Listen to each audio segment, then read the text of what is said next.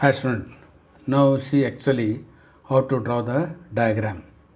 Now first draw horizontal line, this is half page, this half page nearly bottom, draw one horizontal line, full line from this end to this end on the ruled line, full line. This is horizontal and turn the ruler slightly at about 20 degree at about, don't measure, only take the approximately 20 degree, draw another full line. This represent road bed. So horizontal is AB and this road bed is representing AC. Now the angle of banking is theta. On A side here, this is the center of circle is there. This is curved road. It is curved road. It is like it is road bed. Now vehicle is moving. Usually vehicle moves near center part of the road. So put eraser, a rectangular eraser you have to take, and two parallel lines slightly above this road bed you have to draw. Then this is join this bottom, then make curved part of the top. This is top of the vehicle. So this is the vehicle body and near about center, nearly exactly, not exactly, at the center take O. This will represent center of gravity of the vehicle.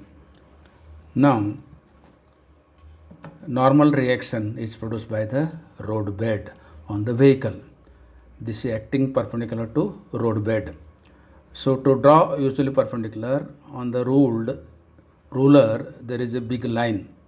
Adjust the line for which you are drawing perpendicular. This line and this is adjusted. Bring where to draw the perpendicular. You have to drawing perpendicular from O. Sorry. O. Then go above 1, 2, 3, 4, 5, 6 line. From 6th line to up to this O, draw a line. This represent OP. This is normal reaction produced by the road on the vehicle. Now it can be resolved into two component. So one is vertical component, and vertical again adjust the line to the horizontal, then perpendicular will be always vertical. Bring up to O, and already you have seen that 6 line 1, 2, 3, 4, 5, 6. From 6 line to O, then again go below 1, 2, 3, 4, 5, 6. Again here go downward. So put arrow here. This is OQ, represent the vertical component. This angle is theta. So this therefore vertical component is n cos theta. This OS represent the weight of the vehicle acting vertically downward. Now measure the distance between P and Q. So this is P and Q. This is 1.9. Draw same length at O, perpendicular to this QS.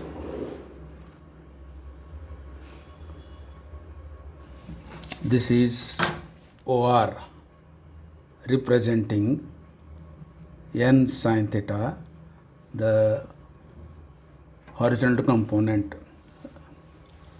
Now join these endpoints. This represents a parallelogram. N is resolved into two component, n cos theta and n sin theta. N cos theta is balanced by weight of the vehicle mg, and n sin theta unbalanced, which is acting toward the center of the curved road. Therefore, this acts as a centripetal force mv square upon r. Using these two equations, we can derive the shape velocity expression v is equal to under root rg tan theta. We have seen already that equation.